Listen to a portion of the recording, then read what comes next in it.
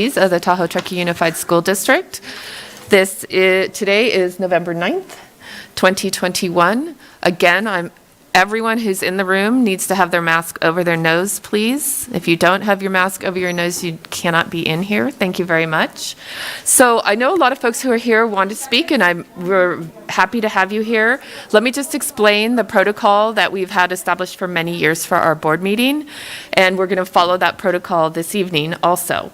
So this is the public comment prior to closed session. So we are only accepting public comment on any item that is agendized for closed session. If you want to make a public comment that is on something not on this evening's closed session, you can do that before open session. So there's going to be 2 opportunities this evening to do that. Every commenter can stand up back at the dais right there. Make sure that the light's on so that we can hear you and the folks at home can hear you. Every commenter has 3 minutes. And because there's a lot of people that want to talk, we ask you very strenuously to stay to those 3 minutes, and I will cut you off at the 3 minutes, and you'll also hear a sound. As per our protocol, we do 30 minutes of closed session, of public comment now, and then we will defer the rest of the public comment, if there is any, until the end of the board meeting. And we do that so that the board can conduct its business, because this is a meeting of the board to conduct its business. And that is our standard protocol that's been in place for many years. So I just want to be clear, each person has 3 minutes to speak, and we have a total of 30 minutes right now, only on something that is on closed session. If you are here and you're signed up to talk, and I understand this is the order that you want to talk in, and you want to talk about anything else that's not in closed session, you'll have another chance at about 6 o'clock tonight when we anticipate to be going into open session. Anybody who doesn't get to talk in either of those can do it at the end of the meeting, and when we'll reopen public comment. So hopefully that makes sense. If you want, I don't know if there's other folks who want to come in while we're maintaining our social distancing. If anybody wants to cycle out after you've spoken, you're welcome to do that, and we'll let another person in. So does that make sense? So the first person I have for public comment is Margie Seehutter. And Margie, you'll have 3 minutes to speak. Before I begin my public comment session, I have a few pertinent. So it's all about your public comment in those 3 minutes. That's the time that you have. Start speaking, Margie. Okay. Unfortunately, under closed session item number 3.2, as employee, I am Margie Seehutter, employee 1127. I request under Government Code 54957B1, Government Code, is a public session. All discussion and action is only to be conducted in an open session. I have the right to ask that the closed session be public. I also realize that there's been a procedural violation on your part. Margie, can you please put your mask on while you speak? You must have your mask on at all times in this room, covering your nose and mouth. Okay, got it. I've been notified that discipline actions and possible termination, and I hereby invoke my right under Skelly versus State Personnel Board, 1975, Code 15CAL.3D194, and expect my due process, my rights, mandated by the Supreme Court, in this case, be extended. I ask that today's agenda, any discussion, any decisions, any votes, anything on my behalf as an employee, a public employee of TTUSD, be now public. No closed session regarding me.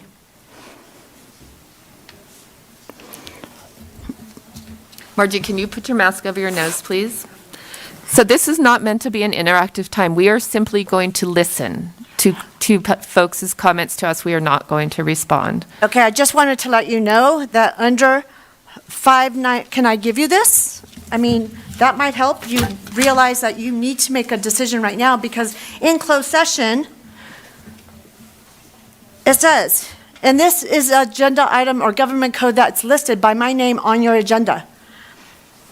So, in this chapter, shall not be construed to prevent the legislative body or local agency from holding closed sessions during a regular or special meeting to consider the appointment, employee evaluation of performance, discipline, or dismissal of a public employee, me 1127, or to hear complaints or charges brought against the employee by another person or employee unless the employee requests a public session. I am now requesting a public session. The closed session may not occur. Otherwise, it says, if notice has not been given, it has not. Any disciplinary or other action taken thank you. by Your the time is up. legislative Please wrap body up. against the employee based on the specific complaints and charges in closed session will be null and void. I will be back in my classroom tomorrow. Thank you for your comments. So next we have Gabriel, I'm sorry, Diero?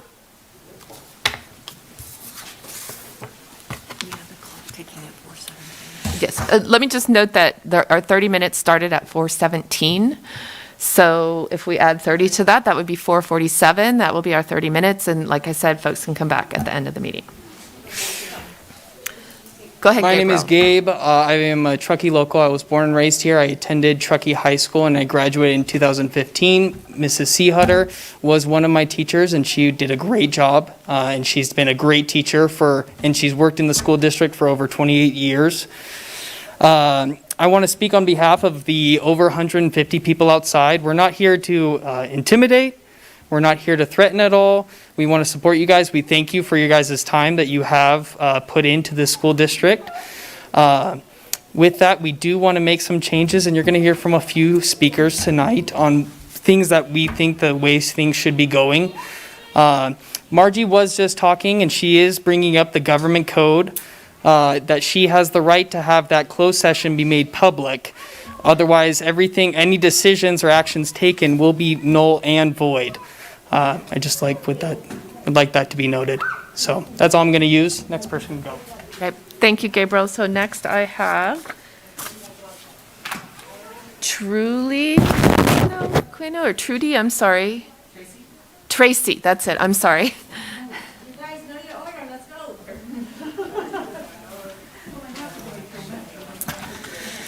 Okay, my name is Tracy Cuneo, Truckee resident. The TTUSD board cannot violate the fundamental rights of a person or a child, and know that you will be held accountable.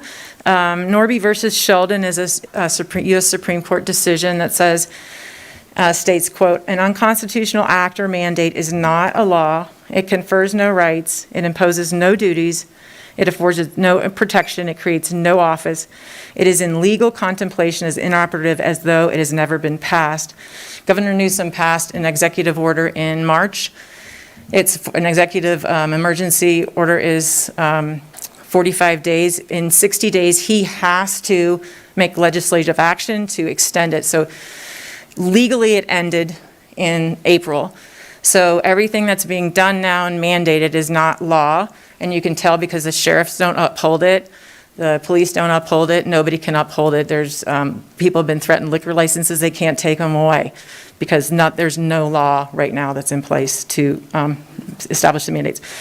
So Margie submitted a religious exemption, which, and under United States law and California statutory law, they uphold, both those laws uphold religious exemptions going back 150 to 200 years.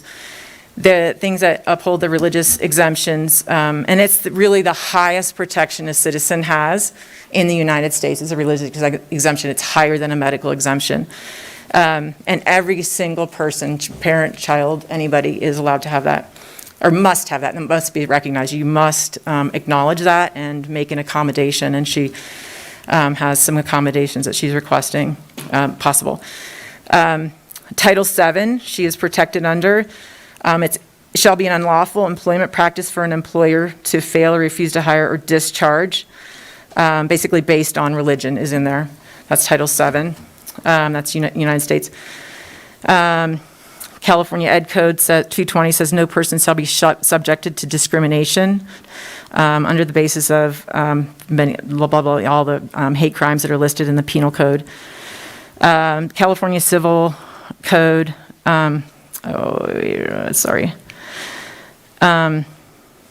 California Government Code 37100, the legislative body, which could be the governor and it could be TTUSD, it could be the county, may pass, this is a quote from the Government Code 37100, may pass ordinances not in conflict with the Constitution and the laws of the state or the United States. So this mandate and your decision is in conflict with the laws of the United States and of California.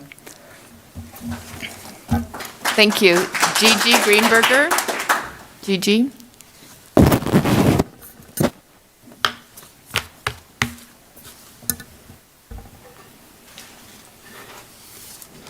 Hello, do I need to push this? No, it's Oh, on. Okay, all right. You just cleaned it for me. Okay. I just want to read something from another school district. There are 3 school districts in this state that are leading by their what they're constitutionally allowed. So in there, they have done research, and under Superior Bartling versus Superior Court, California courts have long held that the right to refuse medical treatment is a constitutionally guaranteed right that must not be abridged. Furthermore, in Washington versus Harper, a forcible injection of medication into a non-consenting person's body represents a substantial interference with that person's liberty. So having said that, we're talking about informed consent. And under medical treatment, wearing this is a medical treatment. Testing with the ethylene oxide on the Q-tips, which is cancer-causing and has sterilization qualities in it, is a medical treatment. And certainly, this horrid shot that is coming down the pipeline is a medical treatment. And we have a constitutional right to say no. And I stand by Margie because she is choosing what is done to her body on a weekly basis. There is zero chance of going to children. There is zero chance of death in kids due to COVID. There's 1 in a million for those kids who are immune compromised. Masking is ineffective. The swabs, the testing swabs, like I said, have EO in them. And this is from cancer.gov. You can note that down. That's a website. The ability of ethylene oxide to damage DNA makes it an effective sterilization agent, but also accounts for its cancer-causing activity. That's on cancer.gov, and we're sticking this up our noses weekly to our children, to you who are not vaccinated. It's horrid. It really is horrid. And on the VAERS, government, the VAERS reporting system, there is now, last time I spoke here, I think there was only 7,000 deaths. Now there is 18,000 deaths, with over 800 adverse events. And it's just not okay, you know. And then just to finalize and just finish up here, these are the things that the vaccine, these are on VAERS as being the reason for these deaths. Anaphylaxis or any kind of adverse events, some of them leading to death. Anaphylaxis, miscarriages, paralysis, Guillain-Barré syndrome, sudden hearing loss, sudden blindness, seizures, I'm sorry, your strokes, time is up. Please encephalitis, stop. Thank death. you very much. So Miley Costa is next. Thank you.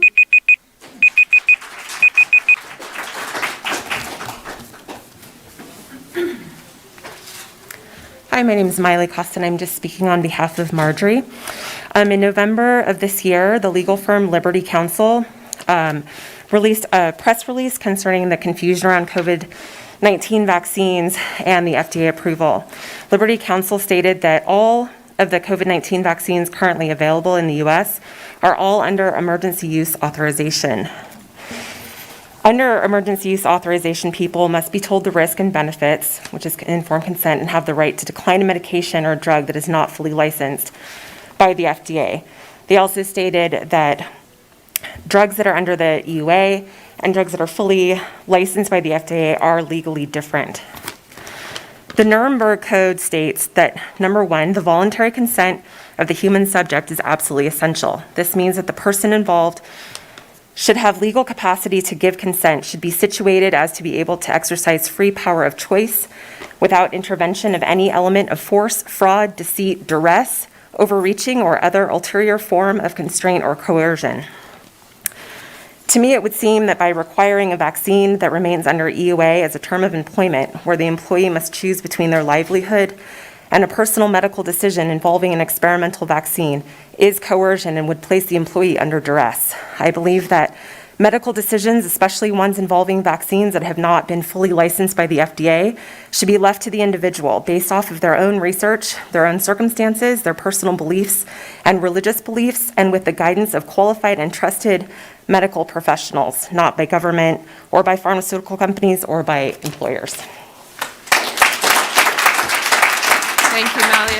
Next is Blake Sorter. Blake Sorter?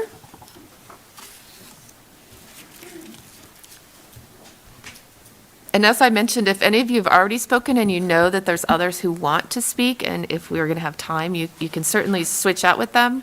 We will stop at 4:47, and then, like I said, folks can speak at the end of the meeting. Thank you.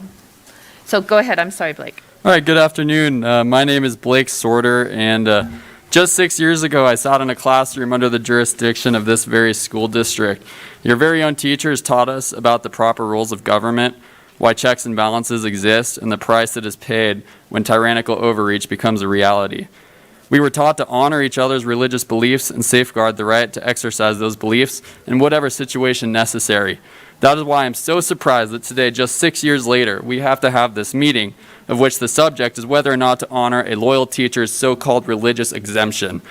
That term is in air quotes because it is horrifically disturbing that that term even has to exist here in this town. As board members, the position you hold is a publicly elected one. You are elected by citizens of this district to make decisions on education and to represent our children and students with strong leadership. You are not elected to make medical decisions for the staff or the students. Coercing staff members and teachers by holding their livelihoods over their heads unless they comply with the state government recommendation is a clear step outside of your confined boundaries. The Supreme Court decided in 1975 that school board members have only limited immunity from liability for the possible denial of those rights by school board actions. Those two developments have drastically increased the amount of litigation faced by board members. Yes, that means you guys.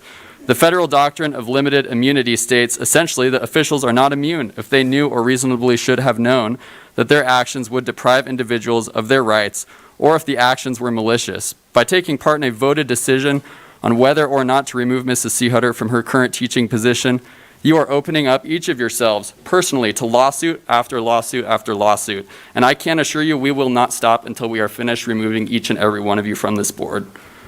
On your way in today, you passed a crowd of concerned parents, longtime local students, and other community members. All of them are waiting for you to make the right decision. The decision to uphold religious freedom, the decision to, that says no to useless and expensive mandates, and the decision that best represents what our great country was built on. If that sounds like a hard choice for any one of you, we would rather accept your public and immediate resignation. Thank you. Don Weston, we're going to keep this civil, right? Don Weston? Is there Don Weston here? Okay. Lonnie Sorter.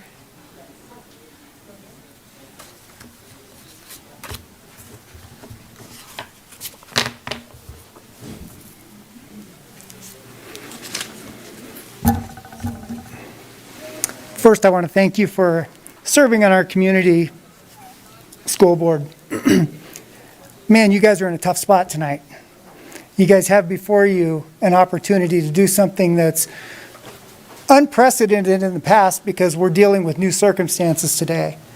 And the choice that you're going to have to make tonight is going to be life-altering, not only to Margie, but to you.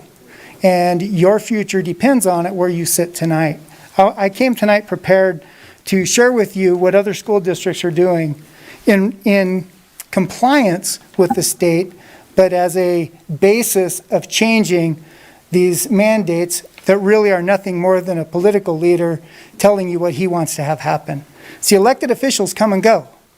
Students are here for 12 years. Teachers are here for 28 years, trying to get to 30 years to retirement, to which all of you are trying to reach as well. What I'd like to submit to you guys tonight is 2 school districts, specifically in the San Bernardino County area, Apple Valley Unified School District and Lucerne Valley Unified School Districts. Both of those school districts chose to do the right thing. They both created, adopted, passed resolutions to say that they will not comply with any mandates issued by the state of California. And they gave a roadmap. All of you have the opportunity to do the same thing. You see, you have the authority to pass a resolution tonight to say that we will not comply with something that is harmful, something that's not right for our community. You have the authority to say that we are going to create our own guidelines for our specific needs. I could read to you what the school district said and what those resolutions are. I will leave those for you if you have not seen them. They're on their homepages of their websites. I hope you take the time to look them up, because the alternative is you follow through with Margie. That's number one. There's going to be another wave because there's going to be another arbitrary date that comes up. You're going to get rid of those teachers too, because they're going to have the same decision to make. You're also going to have students the next wave after that. If it's about budgets, you're going to have empty seats anyways, because me as a parent, my kids wouldn't do it. I wouldn't allow it. I'm assuming everybody else is like that. Would you do that to your kids? That's the ultimate question. Even if you would, it should be your choice, not the government's choice on what you do with your kids. I'm not here to argue mandates. I'm not here to argue vaccines. I am here to say that it's everybody's God-given right to choose to what they do to their body, to what they allow their kids to be exposed to, and the direction in raising their kids the way that they're supposed to. I will leave these for you guys. Thank you. Thank you. Next, we have Tara Thornton. Is there a Tara Thornton here? Tara's not speaking?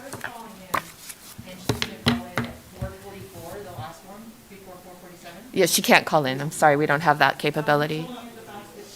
No, I'm sorry, no. So are you Don Weston? Yes, I am. Okay, go ahead. Hello, Truckee. I'm here representing the community, and I'm not going to bring any science, politics, mandates, just a bit of common sense.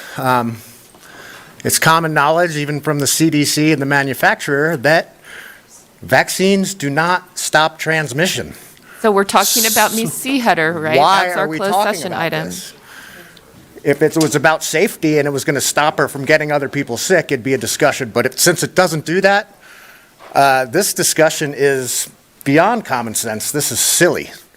All you board members wearing masks, you should be disgraced wearing a face covering, knowing that they don't work. They didn't work in 2020.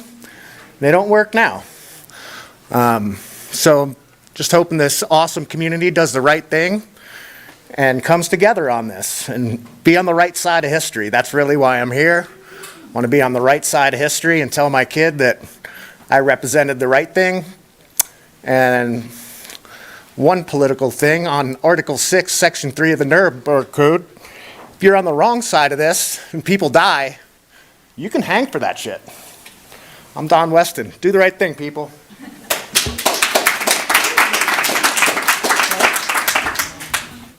Brother. Okay, so that's all the folks that I had that signed up in advance. We have about 10 more minutes of this 30-minute session. So are there other folks who would like to speak? So gentlemen, please go ahead and please state your name. All right.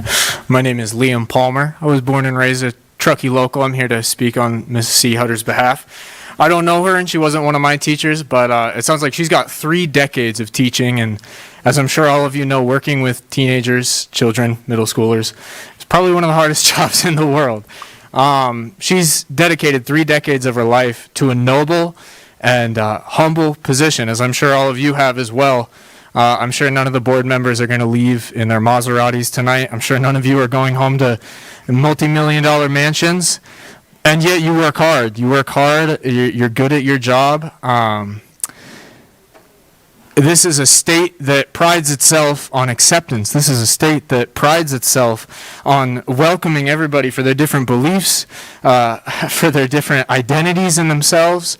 We're not here to talk about this. I'm not here to invoke the rights or the wrongs, but we live in a state where right now any given woman can go get a publicly funded abortion. She can choose that because it's her body.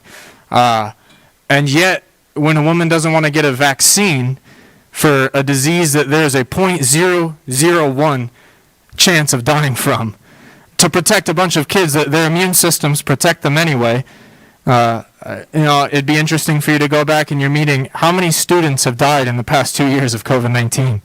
How many teachers? This vaccine, it's about control. It's about the people giving up their freedoms. It's a nonsensical thing to be talking about a woman being fired for a vaccine for the tiniest chance of causing anybody in this town, anybody in this community harm. It's absolutely disgraceful.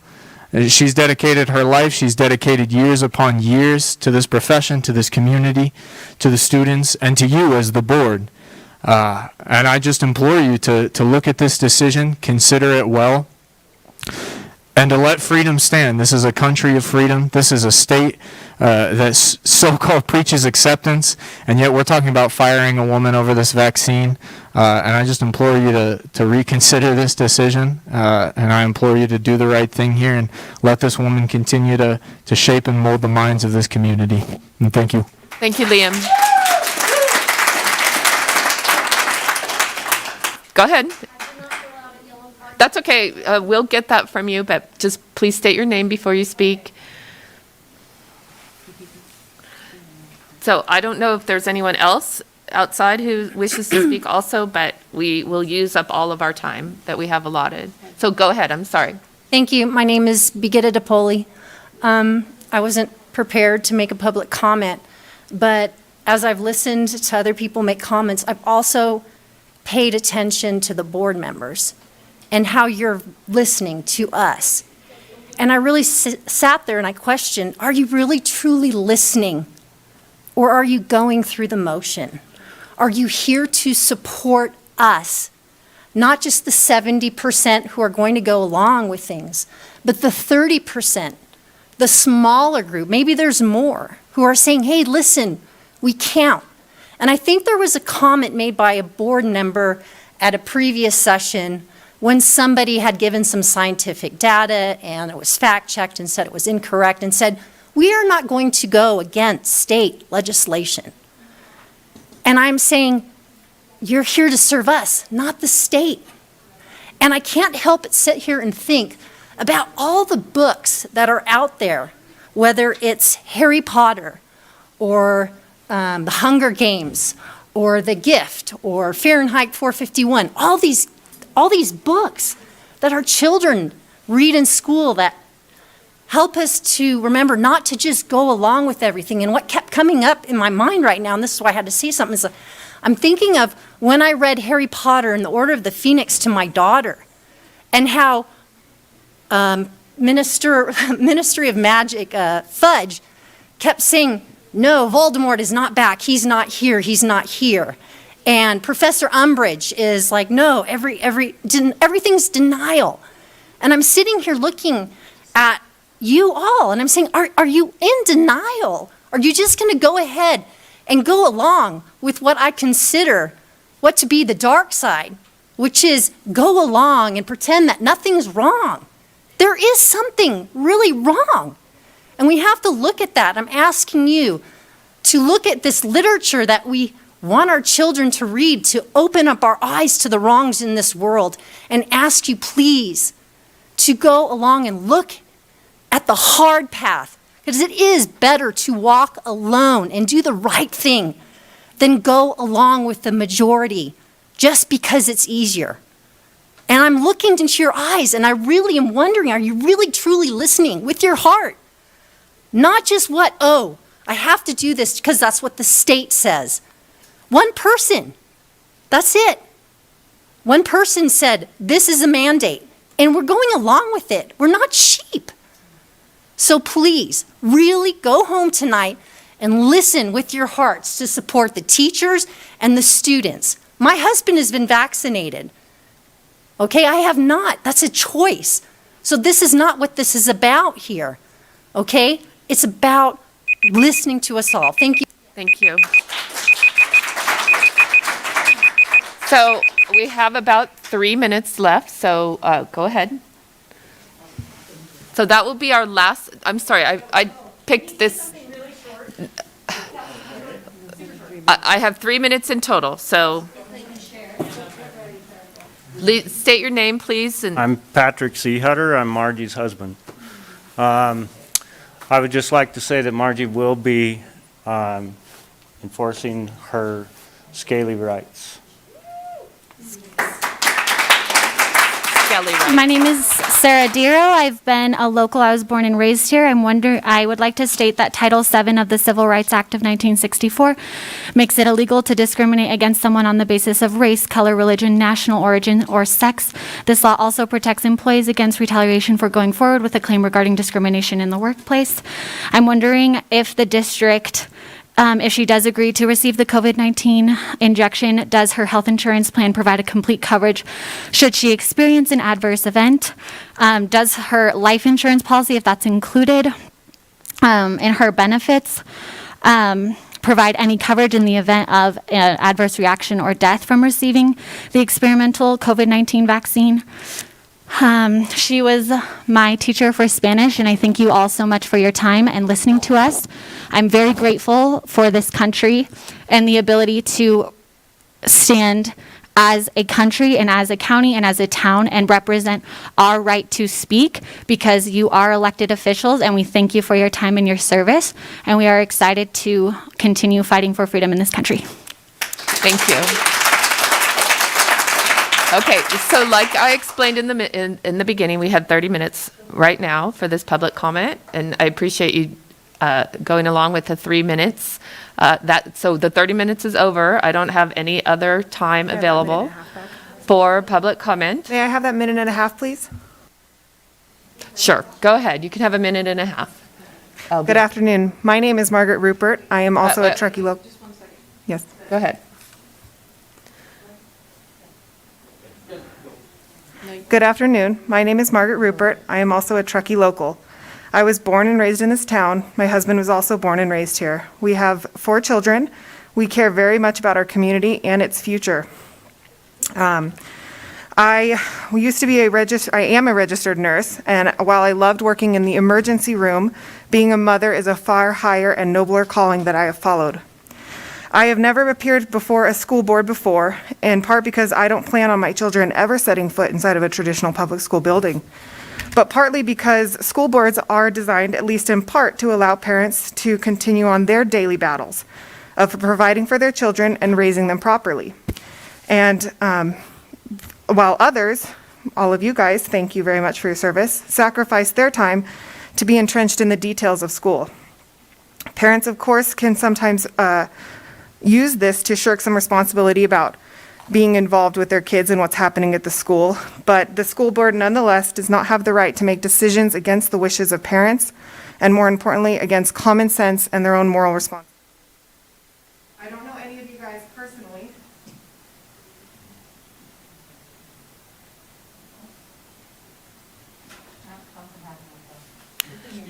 Just speak up, we can hear you. So I'm just going to try to keep my comments general. I don't wish to so attack any of you individually. But these ideas and beliefs that are swirling around are still important and of course up for debate. There is no denying that COVID and everything related to the last few years has become political. Anyone with a memory of more than a week has experienced for themselves the nearly relentless barrage of misinformation. You need to wrap up, please. I won't. The scientific community as a whole has burned much of their credibility. COVID poses incredibly low risk to children. This is one of the first and only things we knew about COVID a year and a half ago, and it has remained true. to encourage Okay, thank children you. to I see agreed to a people minute and as a half, nothing more. and you've more than exceeded that. Thank you. So as I explained, for those of you who are in the room in the beginning, we have 30 minutes now for these public comments. If you would like to continue to make public comment, our protocol, our long-standing protocol here at TTUSD is to do that at the end of the meeting. I can't tell you exactly what time that's going to be, but we will reopen public comment at that time if there are folks who want to continue to make public comment. So thank you very much. The board is going to adjourn into closed session at this time. Thank you.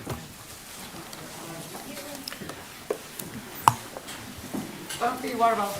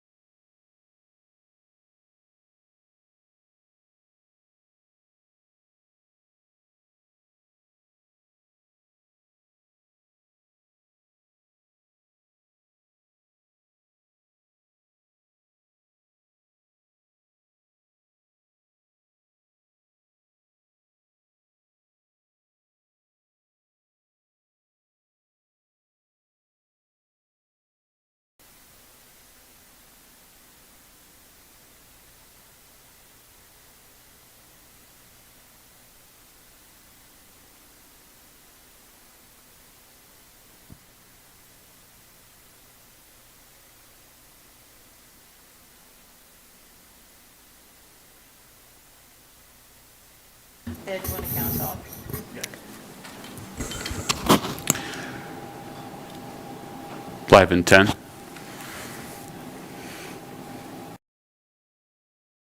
Four, three, two, one. Thank you. Welcome to the board meeting of the Tahoe Truckee Unified School District Board of Trustees. Today's November 9th, 2021. If you'll please join me in the Pledge of Allegiance.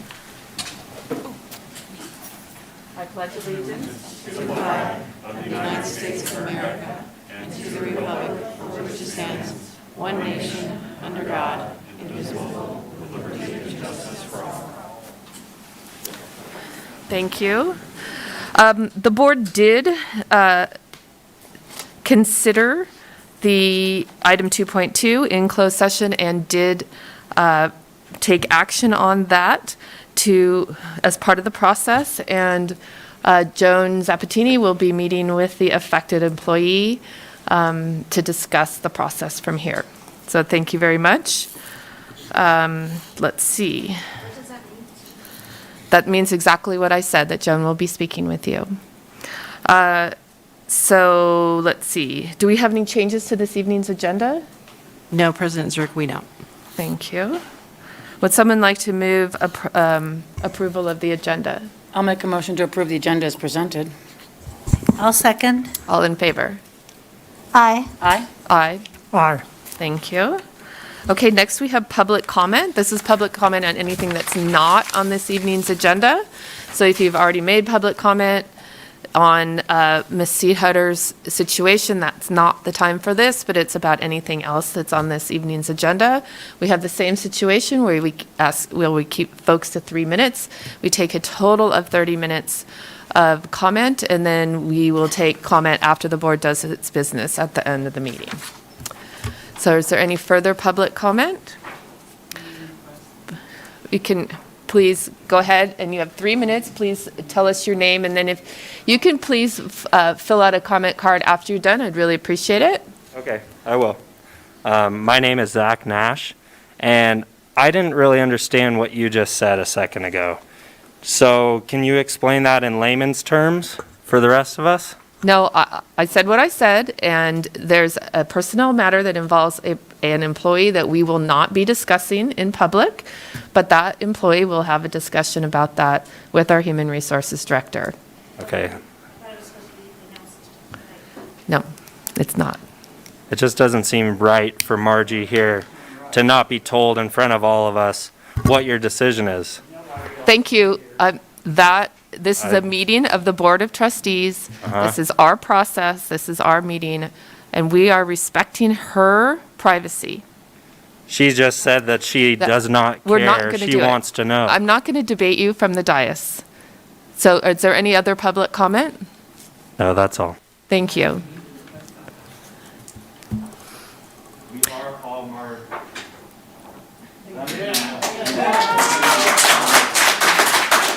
So is there any other public comment and anything that's not on this evening's agenda? Okay, thank you. Seeing none, I will close.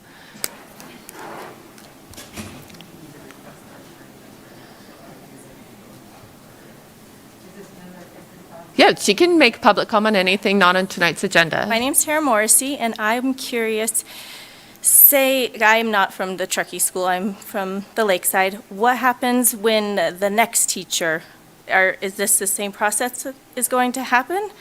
We're all going to come up and fight and want to hear the results of a beloved member of our community, and you guys aren't going to tell us? So this is not an interactive process. You can make comments. We do not respond from the dais. Okay. And I made a mistake. This is my first meeting I've ever been No, to. I very much appreciate that. Thank you. Thank you for what you guys do, but this is absolutely ludicrous that we've all come to fight for this woman who I've never met before. But she is me. She is my 3 children that I will have to pull out of this school district if you guys mandate things that are against our religion, that are against our rights. And it's disgusting that you don't respect that every single one of us are here for her.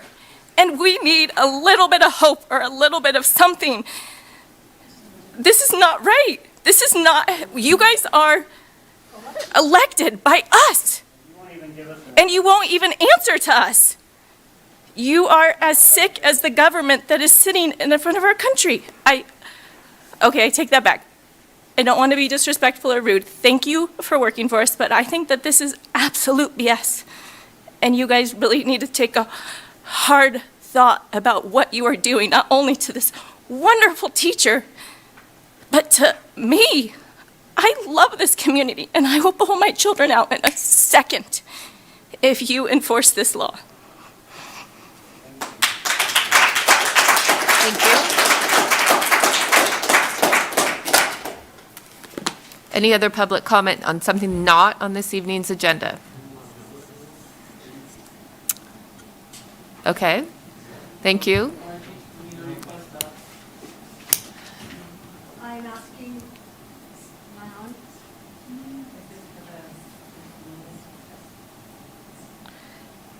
Thank you, Board of Directors. I am asking for the minutes and the recording of the school board meeting that we had before closed session, the public comment session. When can I get those? We're not Yes, going to respond we're not going to be responding to everyone's public comment. So I made a mistake in responding to the first one. This is not an interactive process. I say that in every single meeting.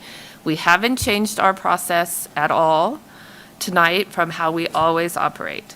So we're not going to be just ad hoc answering questions. I do have one more important question. So I've looked at other school board meetings where you have reported out what was decided in closed session, and you're refusing to do that tonight. Is that correct? I reported out to the extent that I needed to report out. Thank you. But you didn't even mention my name or my employee number. Do you have further comments? Okay. Good night. Okay. So seeing no further public comments, I'll close public comment. I'm sorry. What was that, Melissa? No, I would encourage you to go ahead, Melissa. Say it, Melissa. I'm sorry, are you here for public comment?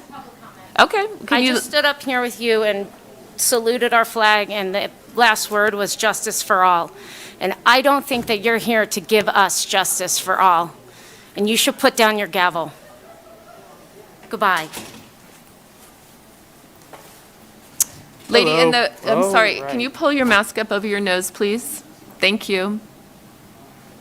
Hello, my name is Jesse. I'm Margie's son. I just wanted to break down something I haven't heard. I don't know if you guys haven't put it together in your head, but the fact that you guys can't determine, nor does the law determine what is a religious belief, that is up to the religion and the person. So if you are firing her because she's telling you these are the exemptions she needs required from you guys, or she needs from you guys, then you are firing her because of her religion. That has to correlate, because her religion is what's stopping her. So if that's the case, then you're firing her for her religion, which is completely unconstitutional. It has nothing to do with that flag, has nothing to do with anything you should stand for. It's honestly just disgusting that you should even have to think about that. Frankly, I think you should take that flag down, because none of you serve this country at all or serve that flag for anything that it stands for. Thanks. Thank you. Melissa? I wasn't planning on commenting, but I've stood with many of those people in the same room on the same Sundays, and I just wanted to say they're attacking the wrong people. You guys are doing your job, you're doing a good job, and they need to be talking to others. And I'm looking at the process of lots of different things the district has to do. They're making this a personal issue. It's personal for that employee. They shouldn't be attacking you guys personally. They don't know you. They don't know what we stand for or what you stand for. And I think that they need to go higher than a public school board to express their beliefs. because you guys have to abide by certain laws. Thank you, Melissa. Tracy? Hi, really can that start over at 3 minutes? That one? We're here just to, all of us didn't know the laws before this thing started. And we've learned and learned, like every week I learn more laws. And we don't expect you have jobs. You're probably a volunteer position, even though you're elected. So you have jobs too. And it's just, there's a lot of laws that we're uncovering. There are so many lawsuits. And the reason there are lawsuits is because everything that's being done is illegal. So you as a school district, just like Apple Unified School District and Lucerne Valley Unified School District, they realized that there was no law. And they followed what the parents wanted and what they thought was best for their kids. So they give them a choice. You can mask if you want. You do what you think is safe. And we're just asking you to give us that choice. And we wanted to educate you on the laws. We're pretty passionate about it, so I apologize for the directness. But you are elected, and you can make that choice because there are no state laws. There are no county laws. That's what we tried to say. I don't know if you got that are in place. So everything, you can do it autonomously because these mandates are not law. And that's why, I think I said it before, sheriffs can't enforce it. I mean, I've talked to the sheriffs. The sheriffs made a public statement saying we will not enforce because there's no law to enforce.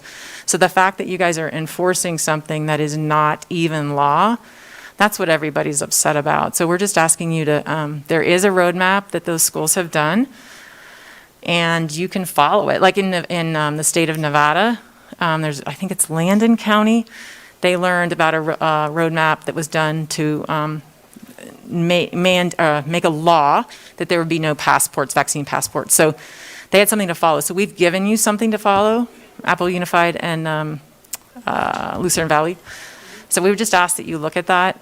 This is not going to end. You are clearly in violation procedurally of what happened. So what you just decided is null and void. We know that for sure. It's in your documents.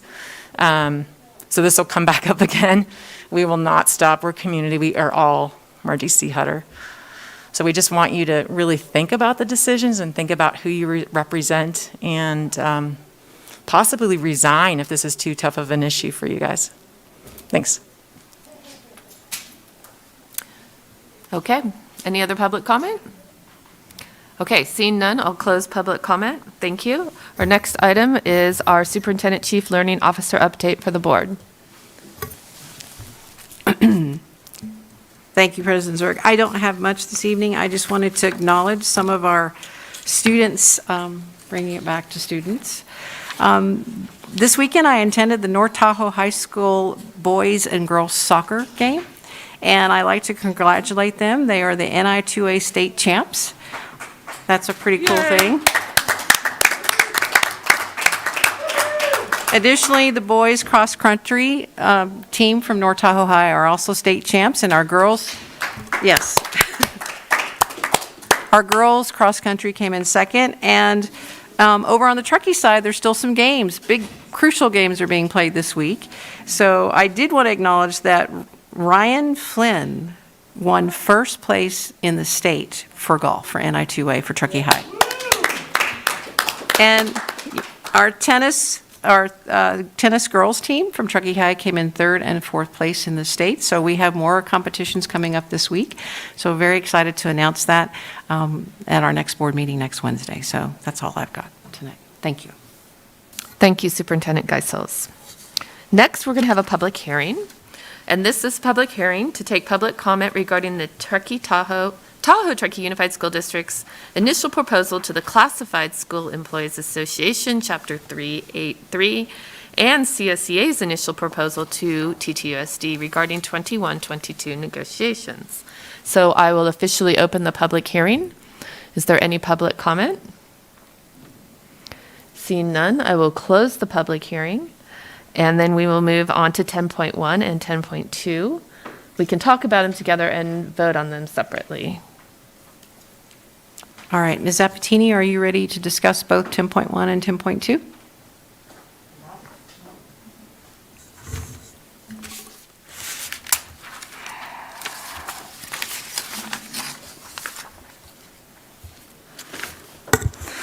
So these are sunshine items from CSEA to the district and from the district to CSEA. The first one is from the district to CSEA, and we are opening with articles that have to do with wages, benefits, and holidays. The second one is CSEA's openers for us, and there's our wages, benefits, and article on layoffs due to a change in the law. Are there board questions? I didn't see any in the homework. Questions on this? Okay. So we need to do 10.1, which is consider TTUSD's proposal to CSEA. So would someone like to move approval of that? I'll make a motion to approve the TTUSD's proposal to CSEA. Is there a second? I'll second. All in favor? Aye. Aye. Aye. Aye. Thank you. And then conversely, CSEA's proposal to TTUSD. I'll make a motion to reverse the process and approve the CSEA's proposal, initial proposal to TTUSD. I'll second. And I'll just note that it appears that there's no longer public here. If either of our association reps want to jump up and down and talk about something, you'll tell me. Otherwise, I'm not going to continue to call for public comment when there's no public. All in favor? Aye. Aye. Aye. Aye. Thank you. We're looking forward to getting through that process successfully. Next, we have our consent agenda. Superintendent Geisel, does staff wish to pull any items from the consent agenda? No, we do not. Would any board members like to pull any items from the consent agenda? No. Would someone like to move approval? I'll make a motion to approve the consent agenda as presented. I'll second. All in favor? Aye. Aye. Aye. Aye. Thank you. Next, we get to hear from Melissa from CSEA.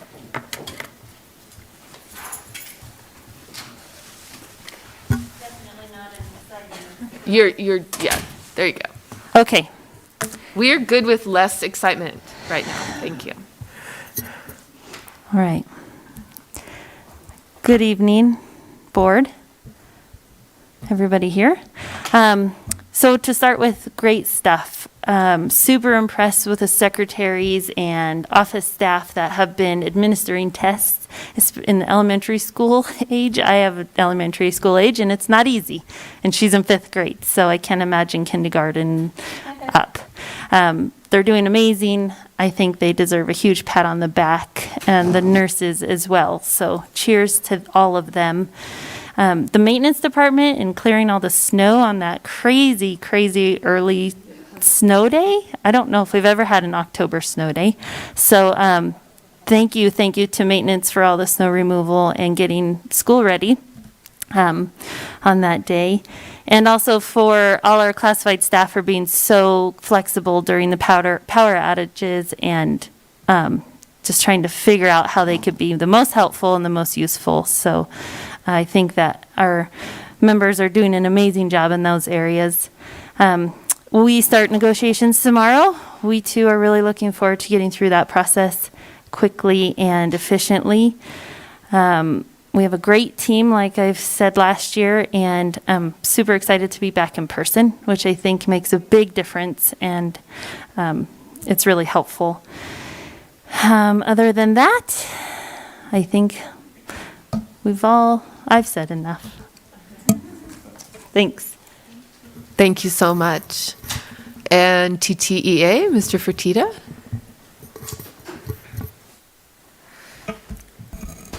Okay, I too will be hopefully kind of short and sweet.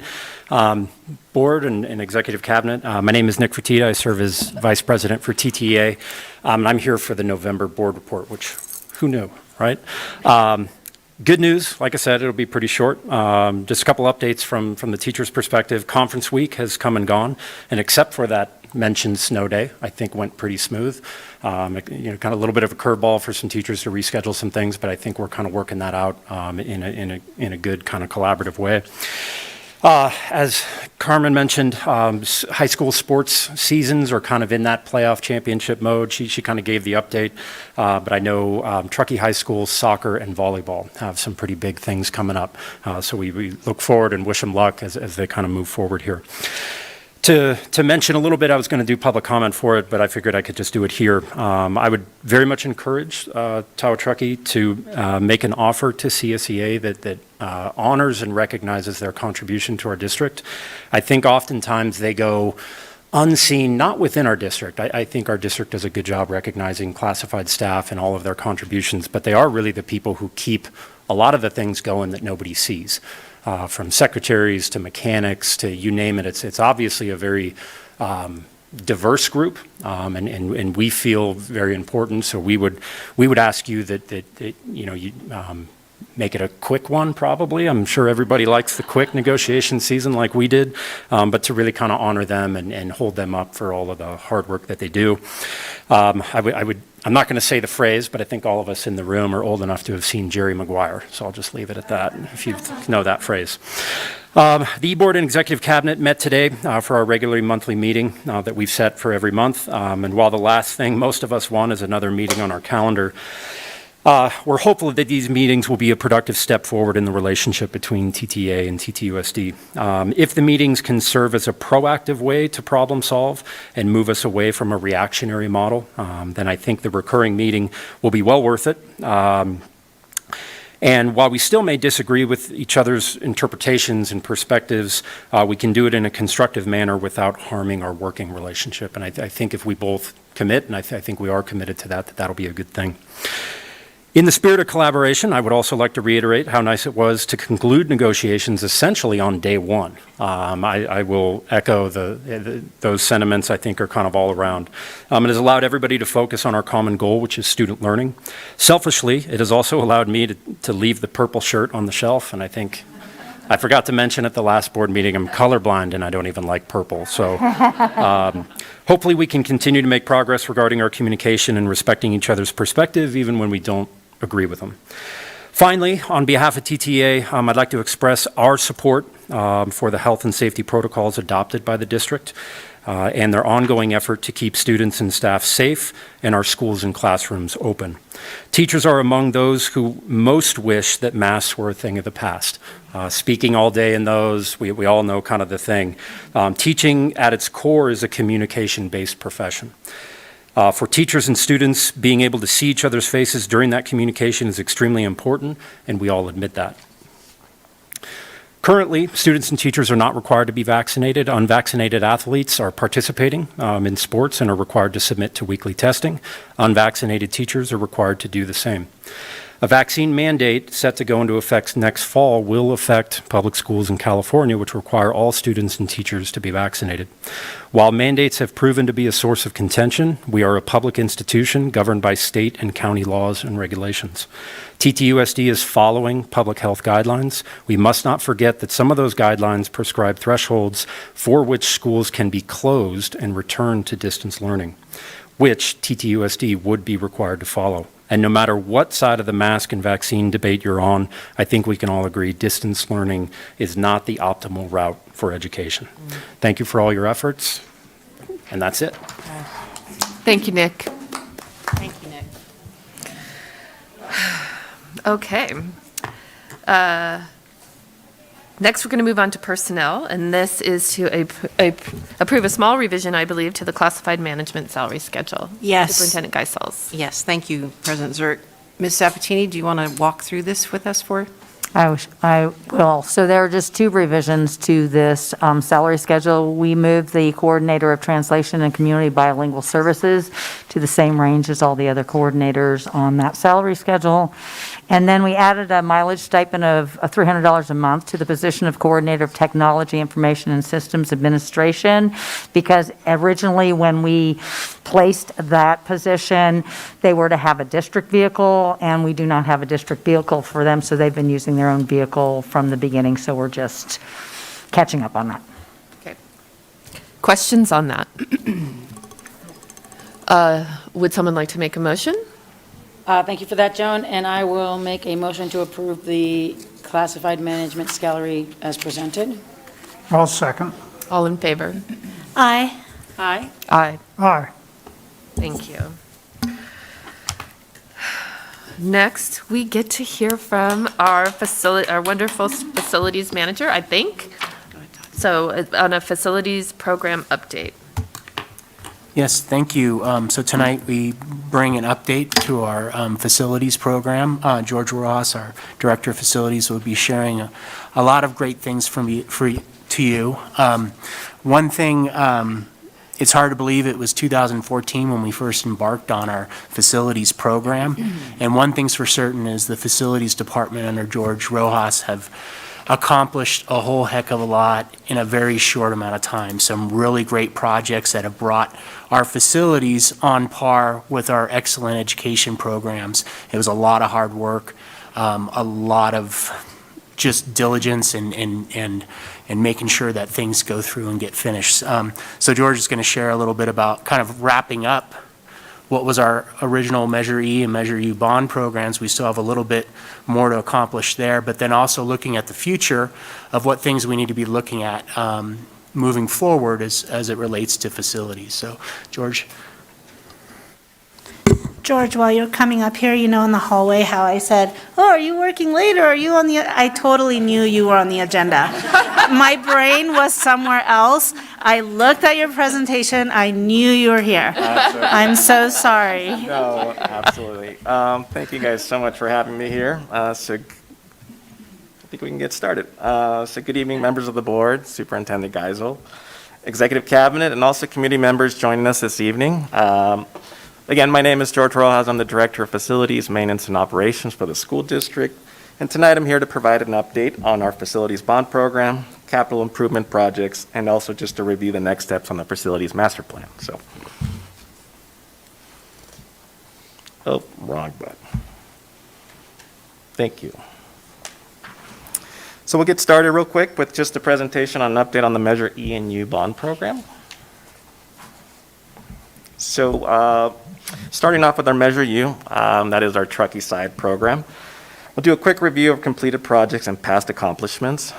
So from 2015 through 2020, we've been able to complete a $1.5 million Alder Creek Middle School parking lot reconfiguration, the Glenshire Elementary School parking lot reconfiguration, a $5 million Donner Trail Elementary School new construction modernization, along with the maintenance warehouse facility, and that's an actual split between Measure U and Measure E programs as it serves both sites.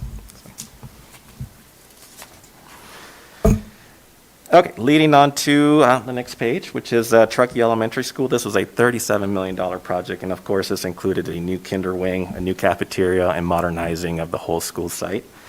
We've also done a $4 million Truckee High School track and restroom project. It's very, I know the community really loves this, our track, and so do the geese, unfortunately, but we do try to keep it as clean as possible. Our flagship project, which is our $78 million Truckee High School West Wing modernization and new construction, along with Sierra High School modernization and the Sells parking lot reconfiguration. So as Todd mentioned, in a 5-year period, our department's been able to complete about $119 million in construction costs.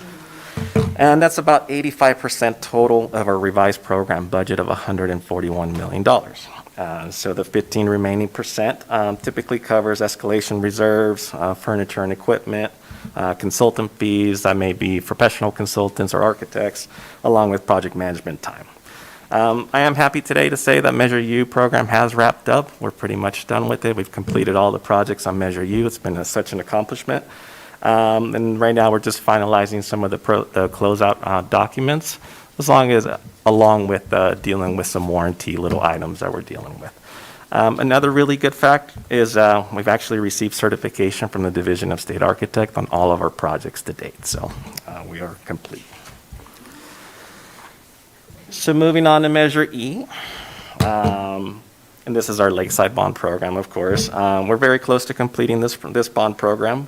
We've completed the boiler replacements at both Tahoe Lake Elementary and also Kings Beach Elementary. We've done some roofing projects. Some of our larger projects have included a $25 million Kings Beach Elementary new construction. That included a new kindergarten wing, along with modernizing the entire site. And then the last project is a $53 million Tahoe Lake Elementary, and that was one of our more challenging projects, but ultimately, we added a kinder wing, second grade expansion, and a whole lot of structural and ADA upgrades to the site. So it's a very much an understatement. So on the Measure E side, we've actually been able to complete $74 million in construction costs, and that's about $84 million of the overall budget that we have for $89 million on the lake side. So same thing I can share. We've actually received DSA certification on all of our projects, which is typically a very challenging process. So for our last project, we actually have one last project to work on Measure E, and that's North Tahoe modernization. So the total project budget is $3.8 million. Now, we broke this up in two separate phases. We've actually, on the first phase, we've completed some of the priority needs of the site. We've actually completed a roof repair project, sound amplification throughout the sites, 21st century carts, along with mechanical controls and automation upgrades. So this is totaling about $1.6 million that we've spent on this site. That leaves us with about $22.1 million left to complete a modernization with. So this will be the second phase, which we hope to kick off at the beginning of this year, this upcoming year, I should say. And that'll start first with kind of a project feasibility study, figure out what the site needs are compared to our budgets. We just brought a new architect pool to the board, so hopefully we get to work with one of our new partners here very soon. We'll get under design, DSA approval, and we'll hopefully find a good bid time to get this project out. So hopefully that'll wrap up everything that's related to our bond. So kind of in general overview where we landed for the bond program financials. I mentioned a little bit of this information earlier. So the total project program funding for Measure U was $127 million. We've added $15 million for certificate of participation funds. Jesus, that was hard. Thank you. And that was just for some bridge financing. On the Measure E side, I will not say the same word again. $66.8 million, and we've also added $22.7 million in COP funds, which we'll call them. So that totals $89 million for us. So we have been able to reconcile all of our costs, and one thing that I can share, which we're very happy about, is that we actually have $6.1 million in certificates of participation funds that have been unused. 6.1. Yes. So, and kind of leading into that, so 2.19 is something that we have to pay back to North Tahoe. If you remember earlier in the bond, we actually moved some of the funds to help us offset some of the costs that we were experiencing at Tahoe Lake. So that's going to leave us with 3.94, which is almost $4 million of COP funds unused. Okay. Now, we've also been pretty busy as we're kind of going to the tail end. It's just trying to figure out any other sources of funding. So I kind of wanted to share just two of them that we've actually been working on. For Tahoe Lake Elementary, we've actually submitted a facility hardship grant. And that's a grant that districts can apply when we can demonstrate facilities must be repaired or replaced due to a safety and healthy threat to our students and also our staff. So we've actually submitted under one grant, two separate submittals, one for structural and one for environmental.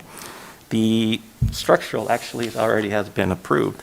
So we actually have a little bit over $500,000 that as soon as we submit release of funds, we should receive that money within 6 weeks. So that is very good news. So, and now on the environmental side, we have to do a couple little more things. I should share that grant is a 60-40 split or contribution. So the $500,000 that I show here is actually, that's going to be the money coming to the district because we paid the other 40% already. The other piece, the environmental, which is $2.3 million. We have a couple more steps to go through, but we've actually submitted our application to OPSC. They've reviewed all of the line items. Everything's going forward.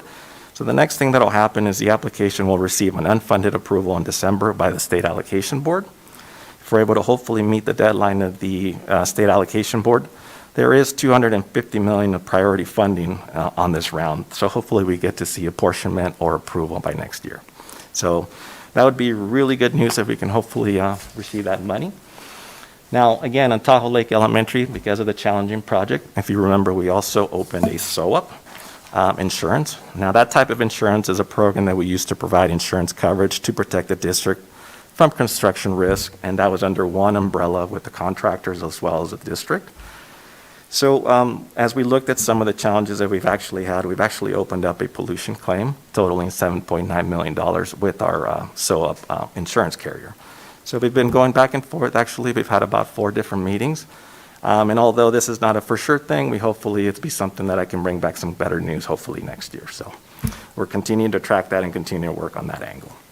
That'll hopefully give us a little bit of room for some of the future capital projects, and I'll discuss these in a couple of next slides. So. All right, so some stuff that we've actually done this summer. So this is the capital projects update, just for stuff that we worked on this summer. Sorry about that. Real quick, so just Kings Beach Elementary roof. This was about 35,000 square feet. You can actually see the outline here in the upper right-hand corner. It's a little difficult to show some issues that we've been having with this roof, but it was a long time coming. We've only repaired it for so long until we had to replace it. This was close to $1 million project, and it turned out really well, as you can see, and it withstood this last storm. And so we were able to protect the investments that we'd made underneath. And another good note is that we've actually brought this project $31,000 under the allocated budget that we brought to the board. So. Those are huge highlights. Yes. So we're very excited. Very challenging trying to get materials during this time for everything. So even these smaller projects can be very challenging nowadays. So. But no more garbage can rain catch hell. No more in the library. Yes. Now for Tahoe Lake Elementary, this was our other project that we worked on this summer. Now this was a return of 3 modular classrooms to provide future capacity, and also to replace an existing aging playground. Of course, this was originally built by volunteers, but we needed to address certification on an aging playground, ADA compliance, and also some erosion issues that we were having. So if you can see, the playground's actually built on a slope side, so we want to make sure we address that. And so as you can see, the Tahoe Lake is finally done. This was our last little piece we needed to complete. So would love to walk with you guys out there. The site is beautiful. So the kids are loving it. I wanted to give pictures of the kids, but I'll at least share with you that you can actually see some ADA upgrades along with everything else we worked on. So modulars are not always the funnest to take pictures of, but at least you can see the final product there. So with that, just to finalize, we talked a little bit about North Tahoe, that's what's coming up, but we also have some other capital projects. We have Alder Creek Middle School. There's a wellness center that we're going to be working on to do a build out. On the second floor, there's actually a space there, a mechanical room that was actually set out for future build outs. It's going to be about 1,000 square foot wellness center for Jeff's team. So we also have Alder Creek Middle School roof replacement. And I'll show you another slide of that. We are having some issues with that. Truckee High School pool building. This is the original pool building that's actually turned into a sports field. So there's an agreement with the Park and Rec that we would turn that into a sports field. So we're going to work to get that complete by hopefully next fall. And Sierra High School, the CTE modular project design that we're going to be working on. Okay. So with that, we'll kind of transition quickly into just the facilities master plan. May I ask a question on that last slide, George? Yeah, of course. So we have funding for these, right? Right? Yes. Yeah, so irrespective of the getting the money back from the grant, or we have funds for this? So we have the 3.9 million of unused COP funds that we're going to be using for that. So. Because at least the sports field renovation was, I believe, an original part of the plan with the measure on Truckee side. Is that right, Todd? Sorry, I can answer that. So originally, as part of the Measure U bond program, what happened is part of the Truckee High School modernization and reconstruction project, we used interim housing funding that was available in that to use the pool building as a storage. So that included, we filled in the pool, we put flooring down, we put new HVAC system, new restrooms, upgraded it, and kind of prepped it for an indoor field space. So a lot of it's done. And so a lot of that was funded with Measure U funds. And then for the remaining piece of that, we're actually going to be using developer fees that have already been set aside to actually put down the turf. But there's some other things that George can share with you, other things that we probably have to look at doing, including the roof on that building now, where that wasn't part of the equation before. All right. Thank you. I appreciate that. No problem. So yeah, a couple little challenging things that we'll have to do with that pool project. We have to look at the CMU. It used to be a pool building, so we have to make sure that everything is sound to make sure that it's an indoor soccer space. Same thing with the roof. So we'll look at it as a whole just to make sure that we take care of everything that's needed. So kind of turning into the facilities master plan. Of course, this is something that's been worked on for a long time, dating back to 2013 13 into 14. Galen, I think I found a picture of you somewhere, and I put it in there. I think you're somewhere in there. So I saw some familiar faces. So it's always fun to kind of look back at some of these things that a lot of you folks have worked on for a long time. So thank you again. But this facilities master plan, back in April of 2014, LPA Architects presented for approval the current facilities master plan. At the time, the plan outlined about $235 million in total program costs, and that was in 2014 dollars.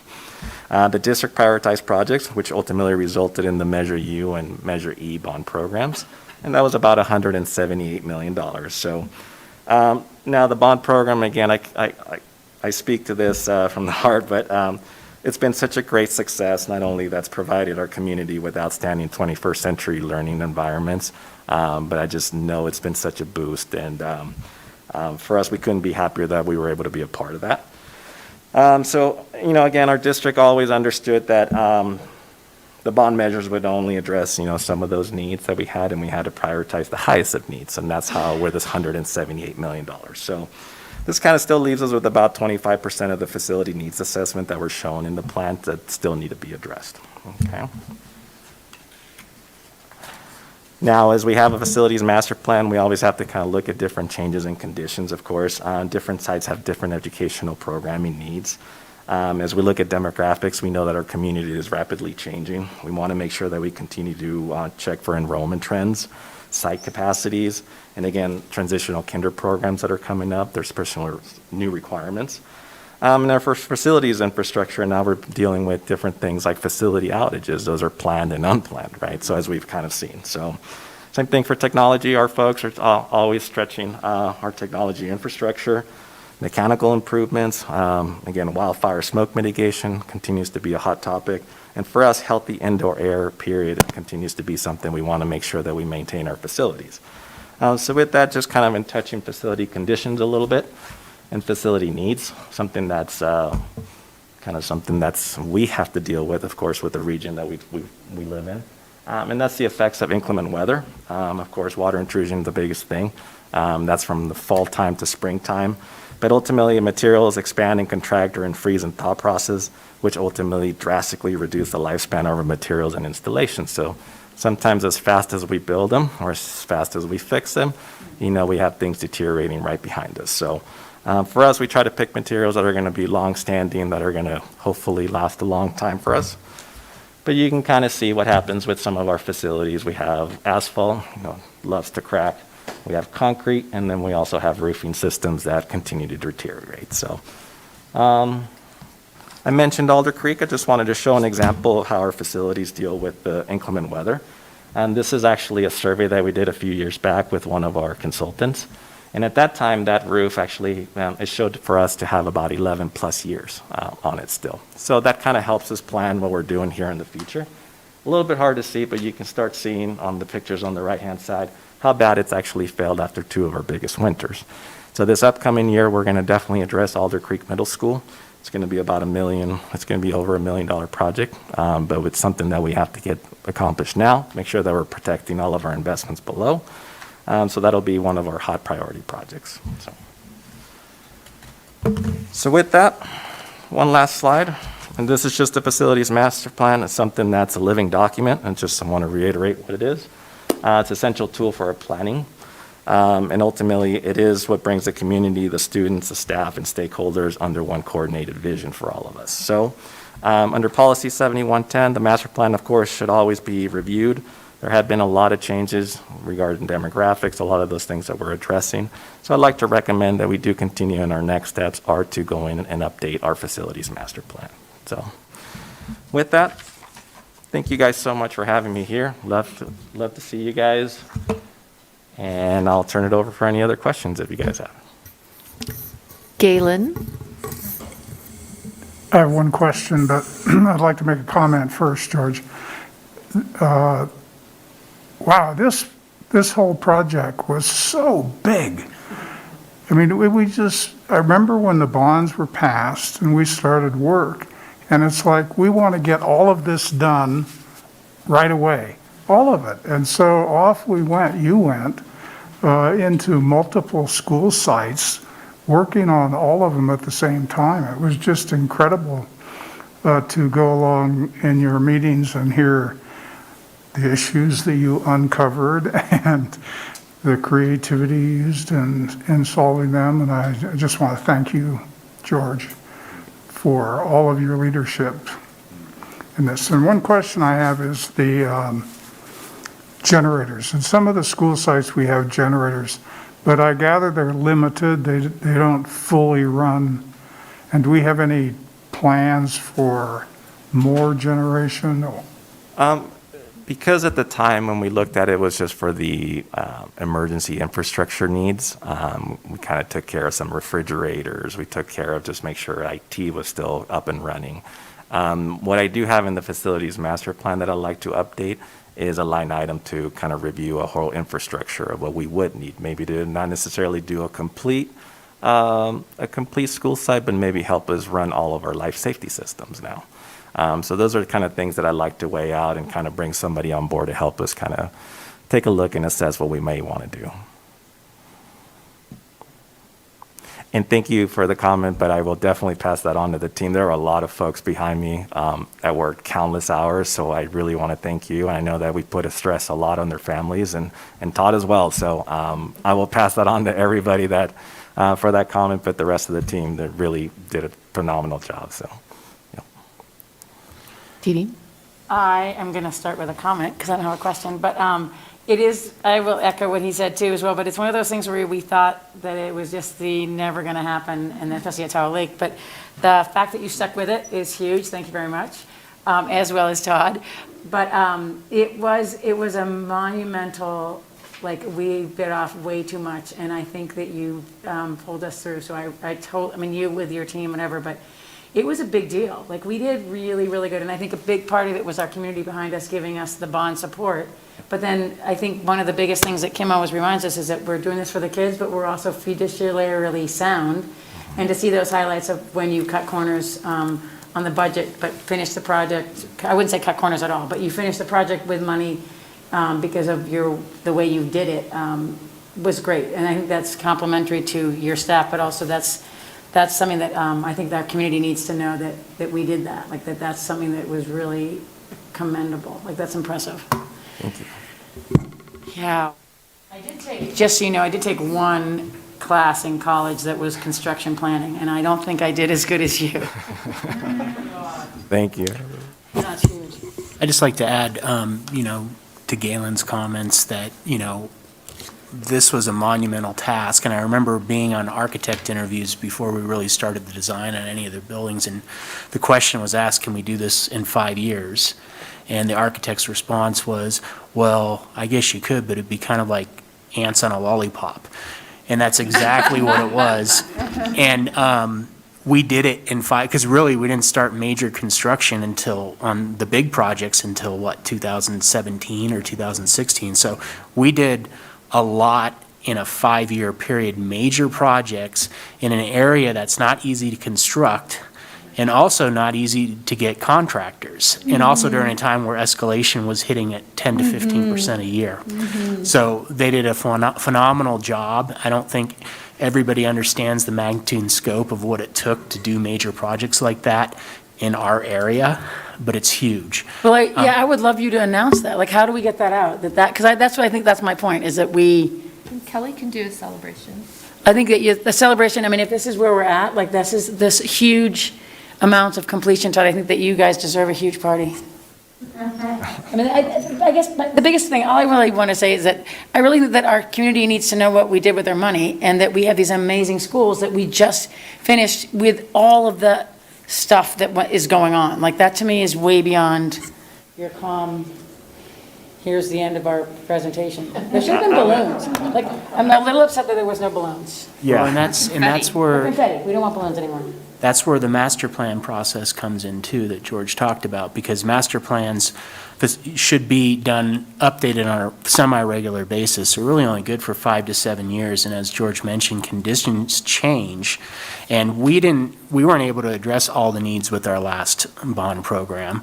There were still things that were left that we knew we needed to address at a future date, and then on top of that, protecting our investment, and things have occurred over the last 6 years that now created new needs. Also, as George mentioned, technology, we got to replace that stuff every, how many years, Ed? Yeah, pretty much. Yesterday. So the master plan process is going to tell us how our enrollment might be changing over the next 5 to 7 years, what our capacity looks like at our school sites, whether we need to expand or add classrooms at any of the school sites. Also having those discussions about programmatically what our schools are going to look like moving forward in the next 7 years or so. So it is an important step. It's something, seems like, oh, we just finished all this work and now we're starting over. It's not. It's just building off what we've already done. And I think it's important to move forward this process. It's not without a cost. We can have different options of what we want that to look like as far as a full community involvement like we did last time. We can do it more internally, but there is going to be a lot of work and cost associated with it. I would say in the range of, what would you say, George, $150,000 to $180,000 maybe. That's for getting something like a document like we got last time. There's different options. You can do piecemeal things, but I think that would be the way to go. So we were kind of looking also for some direction to start that process and moving forward. I would be completely supportive of that as one board member, but I mean, we saw what it brought us, and it's not something that will ever end, like you said, Todd. So, Galen, you guys. Yep. So I think that you have some consent there, assent, which is it. Chris, did you have anything you wanted to add? Yeah. I agree. I mean, we need to protect our investment and meet the community needs and kids and staff needs, right, as we're evolving. I had a question about not future spending, but like in an average everyday year, how do we budget for repair and maintenance? Is that per school site or is it district-wide? So we follow, years ago, when the school facilities program, where we're submitting all these applications for our modernization, new construction, when the school facilities program started, where the state started issuing bonds to provide money for school facilities, they had a rule that essentially said if you take our money, then you're required to set aside 3% of your general fund expenditures annually for routine restricted maintenance. Now, routine restricted maintenance is essentially the day-to-day stuff. It's not major replacements. It's not the roof replacements. This is just keeping everything in order and operating on a daily basis. So that for us, that's the rule of thumb right now is we do 3% of our general fund. I think their budget right now is about 2.1, and it goes fast. And most, a good portion of that is our maintenance, our great maintenance staff, just their salaries. And then, of course, things like annual contracts with our HVAC vendor and things like that. And then we also have something called deferred maintenance, which used to be a state program where the district would match a state contribution. And what happened during the recession is they canceled out that program at the state level. We used to contribute about $200,000, and then the state would give us $200,000. So we had $400,000 to work with for kind of major maintenance projects, things like roof replacement, asphalt replacement. But we know, as George just said, a roof replacement cost $1 million at Alder Creek. So that you have to save up maybe a couple years for some of those big things. Right now, we're not getting the state share, but we are continuing to contribute about $200,000 a year. So one thing, I would hope to look at in the future, because we do need to address some of these major maintenance needs. Wear and tear in our buildings is harsh out here. George shared that Alder Creek, 4 years ago, we said we had 11 years of life, and then all of a sudden, after a couple winters, Right. it's no good anymore. So I would like to eventually propose increasing our deferred maintenance contribution back up, at least to what the levels were prior to the recession, which that was a long time ago. So, and things had continued to go up in cost every year, as we know. So that would be something that we'll be looking at in the future. Okay, thank you. And then, I mean, I echo what everyone else here has said, just the appreciation, the relief for having it done. I know I came in midway, but boy, did I see some very physical changes, right? Like, it's not lost on me what it's taken emotionally to pull this off, I'm sure. So yeah, no, just thank you, Todd. Thank you, George, and the staff that is behind you, that is in the trenches, literally and otherwise. Yeah, thank you. Thank you, guys. Glad it's 99.9% done. Before I get to my kudos, I do have a question, Todd. At one point, we had hoped that we would get a significant amount of money from the state for the school bonds. So what happened there?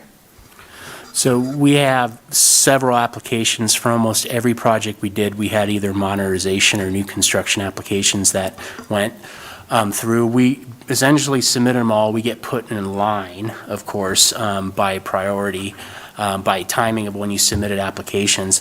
And then as the state issue bonds, they authorize release of funds. So we were kind of at the mid to bottom of the list. We've actually received funding for a couple of the projects that's in the bank right now.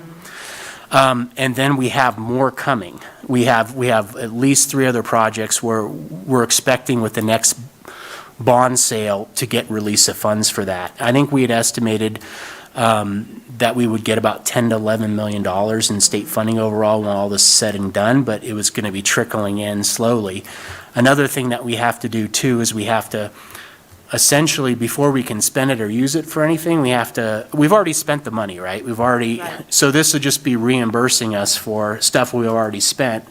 But in order to know that money's ours, free and clear, we need to do expenditure reports that need to be audited by an external auditor. So right now, we have money in the bank that essentially our auditors are looking through, making sure all the expenditures are correct and there's no issues there. And once I get the thumbs up that we're good to go on those funds, what I'm going to do is I'm going to apply those towards our COP payment. Because you remember when we issued the COPs, we had some language in there that allowed us to pay off early with the state funding. I think we're limited to $10 million, but that's what we'll be doing. And if we're left with anything more, that's money we have available to do other projects with.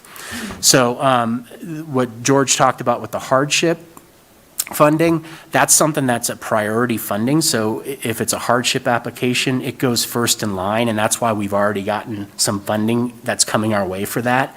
Hopefully we get more on that pollution hardship funding grant, and possibly we might get a chunk out of our insurance too. So that money will come back to us, and we can maybe hopefully use it for other projects in the future. Great. So I don't like to repeat what everyone said at the dais, but I feel compelled. The leadership since 2013 on this whole project has been amazing. Galen has made an enormous contribution. Dr. Leary was an amazing leader. Todd, I can barely say what an amazing job you have done. You are right. No one understands how hard it was. Maybe George. And I so appreciate the work you did amongst everything else. You and your staff. It has been great. Core construction. I wish I could sit here because I kind of called them out when we gave them the contract, and I wish I could sit here and thank them because I think they really stepped up. So I'm getting kind of shivers here, but I still get grief from 2 of my 3 children who missed out on Truckee High. But we have matched our facilities to the amazing work that our staff is doing inside the building. what a cool thing that is. I'm just so proud, and I think our kids feel proud of that, and that's what we're all about. So thank you, all of you. Thank you so much. Yeah. That's a great way to end the meeting. Yes. That was really good. Appreciate Yeah, it. thank you so much, George. Thanks, George. And you got some preliminary direction there. So why don't we start, Galen? It's time for board reports. Well, I'm going to thank Nick and Melissa for their positive comments this evening. That was a really rough experience we had to go through listening to, so I kind of feel like my brain got a little washed after you two spoke. Thank you.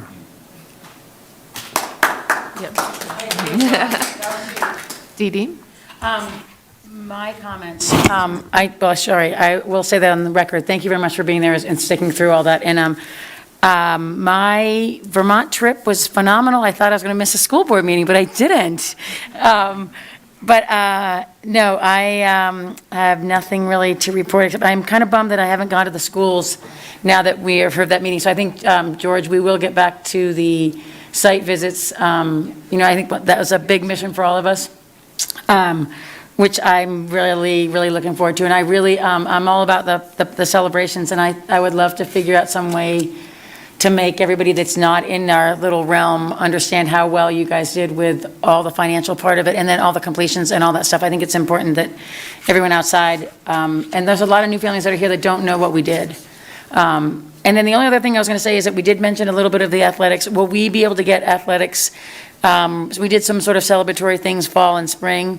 Those are a big, if that's on your, because that was the only thing that I thought of that would be fun to have. And again, I don't know how we can do it all here, and it may be that we do it at their sites with some sort of something else, keeping them, not in Publix, but that would be a great thing. Thanks, Dee Dee. Chris? Let's see. So I met with Carmen at North Tahoe School for 2 days, and I did it mostly because I've done it every school year with Dr. Leary, but also just because, I wanted to hang out with you and see how you kind of relationship build, and I just really, I don't want to say enjoyed because that's a lame term, but I really respected the parent coffee time. Even though we only had one parent that came, it was a very deep conversation. Even though it was also broad, it was very deep, and I just really appreciated spending that time with you. Yeah, for sure.